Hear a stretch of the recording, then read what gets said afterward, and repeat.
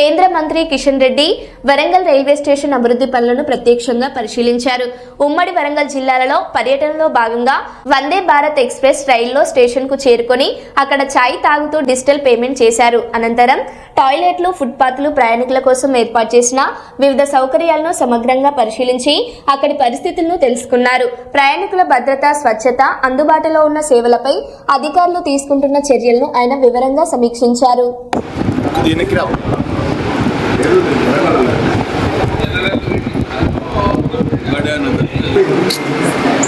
Sir.